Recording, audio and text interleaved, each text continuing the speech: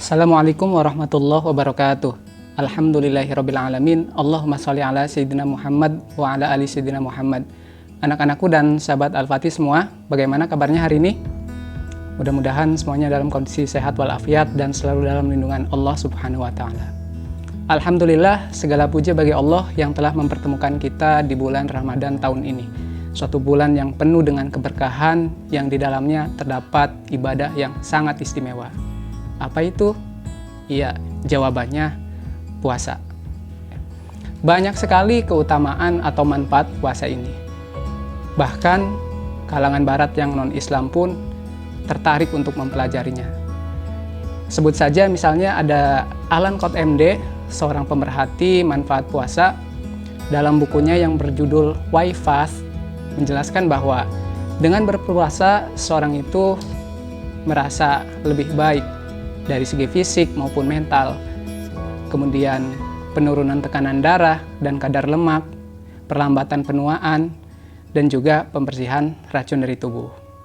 Nah, pada kesempatan ini kita akan bahas keterkaitan antara puasa dilihat dari sisi ilmu kimia dalam proses pembersihan racun.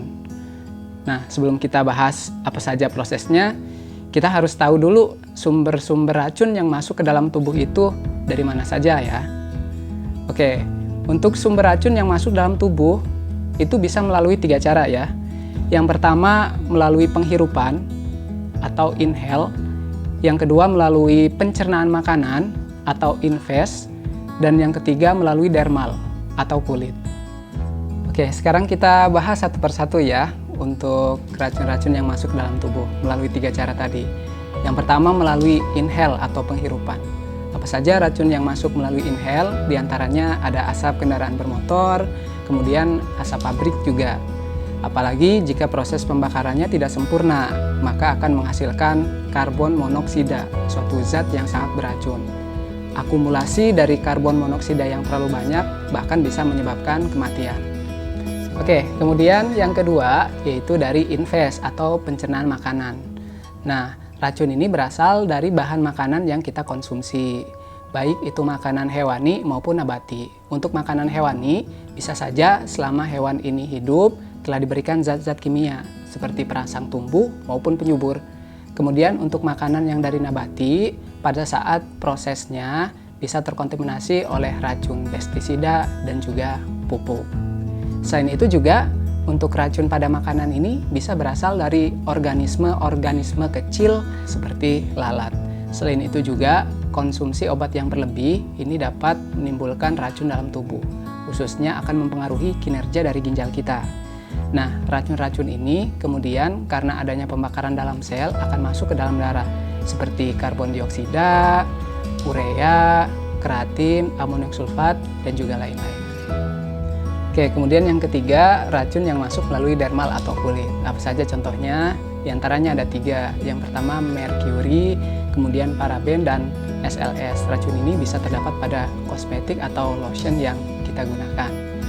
Allah yang maha sempurna telah melengkapi tubuh kita dengan suatu mesin pembersih racun otomatis. Itu suatu organ yang kita sebut sebagai liver atau hati. Nah, oleh hati, bahan-bahan beracun tadi akan diproses lebih lanjut dan dihilangkan racunnya. Akan tetapi, kemampuan hati manusia ini memiliki keterbatasan.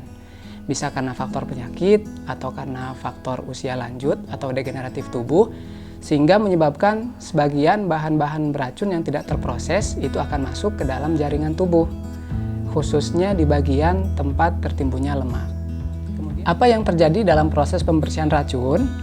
Dalam proses pembersihan racun, hati akan mengubah sebagian partikel racun yang umumnya larut dalam lemak menjadi partikel yang larut dalam air dan bersifat tidak beracun. Kemudian partikel ini akan dikeluarkan dari dalam tubuh. Lantas, apa hubungan antara puasa dengan proses pembersihan racun ini? Padahal pada hari biasa pun atau saat kita tidak berpuasa, toh kinerja hati juga tetap optimal. Nah, jawabannya ternyata pada saat kita sedang berpuasa, lemak-lemak yang tertimbun ini akan masuk ke dalam hati. Oleh hati, lemak-lemak ini akan dioksidasi dan diubah menjadi zat yang bermanfaat. Selain itu pula, dampak lain dari puasa ini dapat memberikan bantuan bagi sel-sel hati atau hepatosit dalam proses oksidasi asam lemak. Dengan demikian, sel-sel hati ini bisa terhindar dari penimbunan lemak. Pada saat kita sedang berpuasa, sel-sel hati kinerjanya berada pada puncak keoptimalannya. Sel-sel ini akan meluluh lantakan bakteri yang sebelumnya telah dihantam oleh antibodi tubuh kita. Di samping itu pula, puasa ini berpengaruh pada proses katabolisme dalam hati menjadi lebih dominan dibandingkan dengan proses pencernaan makanan. Dengan demikian, kesempatan untuk membuang racun-racun yang berada pada sel tubuh ini semakin bertambah, seiring dengan bertambahnya kemampuan hati untuk membuang bahan-bahan beracun dari dalam tubuh kita juga ya. Ya, dari uraian singkat tadi dapat disimpulkan bahwa puasa dapat mempercepat proses pengeluaran racun dari dalam tubuh, atau kita kenal dengan istilah detoksifikasi. Racun ini akan dieliminir atau dimumikan melalui organ ginjal, paru-paru, usus besar, kelenjar limfa, dan juga kulit. Sebetulnya proses detoksifikasi ini berlangsung juga pada hari biasa. Akan tetapi, pada saat kita sedang berpuasa, prosesnya menjadi dipercepat.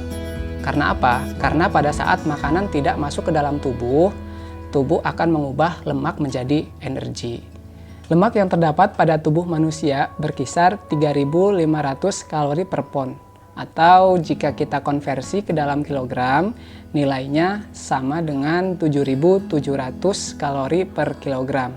Dengan nilai sebesar ini cukup memberikan energi untuk kita dalam melakukan aktivitas sehari-hari.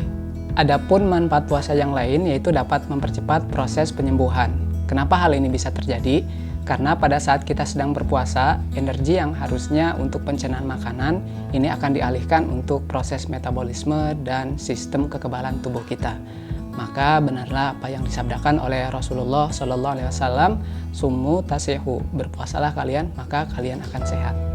Nah, itulah pemaparan singkat mengenai dampak puasa terhadap proses pembersihan racun. Semoga dengan pemaparan tadi bisa lebih meningkatkan keimanan dan ketakwaan kita kepada Allah. Itu saja yang bisa Bapak sampaikan pertemuan kali ini. Kita berjumpa di pertemuan berikutnya, insya Allah. Wabillahi taufiq wal hidayah. Wassalamualaikum warahmatullahi wabarakatuh.